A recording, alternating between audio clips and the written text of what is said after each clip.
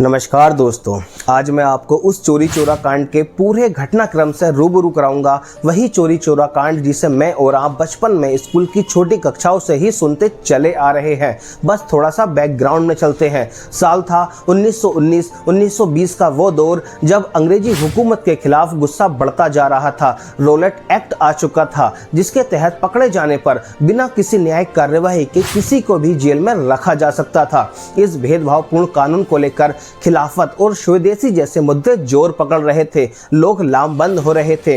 कांग्रेस में भी नए युग की शुरुआत हो चुकी थी। महात्मा गांधी का दौर आ चुका था। इन सबके बीच अमृतसर में जलियांवाला बाग नरसंहार हो गया था, जिसने पूरे देश में अंग्रेजों के खिलाफ रोष भर दिया था। लोगों के इस गुस्से को भांपते हुए महात्मा गांधी जी ने कांग्रेस के सामने असहयोग आंदोलन शुरू करने का प्रस्ताव रखा।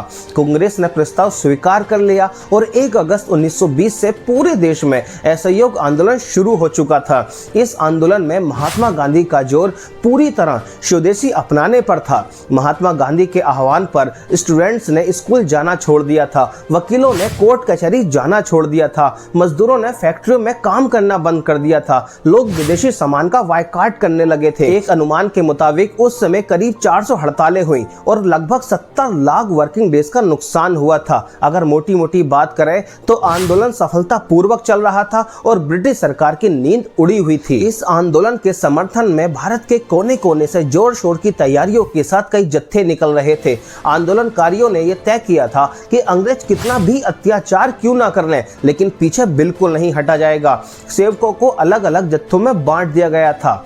उस समय ब्रह्मपुर में कांग्रेस का एक कार्यालय हुआ करता था। वहां से लोगों ने चोरी चोरा की ओर प्रस्थान किया। लगभग 1000 से ज्यादा लोग चोरी चोरा मार्केट की तरफ बढ़ रहे थे। लोग अंग्रेज सरकार के खिलाफ नारेबाजी भी कर रहे थे।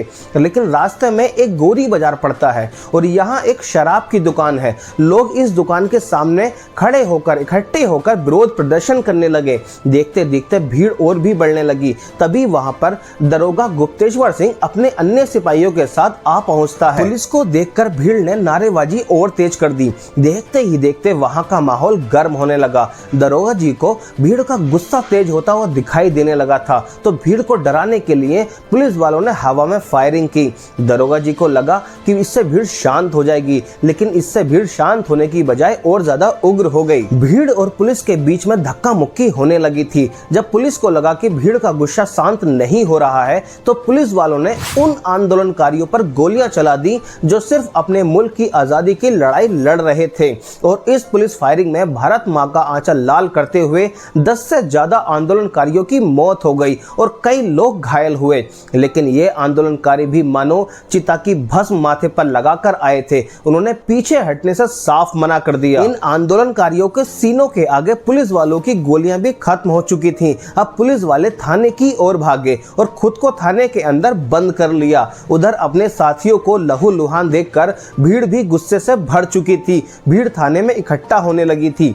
पुलिस की गोलीबारी से गुस्साई इस भीड़ में से किसी ने मिट्टी का तेल डालकर थाने को आग लगा दी। सारा थाना धू-धू कर जलने लगा। इसमें हर वो पुलिसकर्मी जिसने आंदोलनकारियों पर गोलियां चलाई थी जिंदा जला था। तो दोस्तों, कुछ इस तरह से था ये चोरी चोरा घटनाक्रम, जिसने आजादी की लड़ाई की नींव और पक्की कर दी थी। इस घटना से गांधी जी बहुत आहत हुए थे और महात्मा गांधी जी ने 12 फरवरी 1922 को असहयोग आंदोलन वापस ले लिया था। महात्मा गांधी के इस फैसले को लेकर क्रांतिकारियों का एक दल खासा नाराज हो गया था। 16 फरवरी 1922 को गांधी जी ने अपने एक लेख में चोरी चोरा कांड का अब लिखते हुए कहा है, चोरी चोरा का अपराध। और इसमें गांधी जी ने लिखा है कि अगर ये आंदोलन वापस नहीं लिया जाता तो दूसरी जगहों पर ऐसी घटनाएं होने की पूरी उम्मीद थी। गांधी जी ने इस घटना के लिए एक तरफ जहां पुलिस वालों को जिम्मेदार ठहराया था, क्योंकि उनके उकसाने पर ही भीड़ ने ऐसा कदम उठाया था, तो दूसरी तरफ घटना में शामिल तमाम लोगों को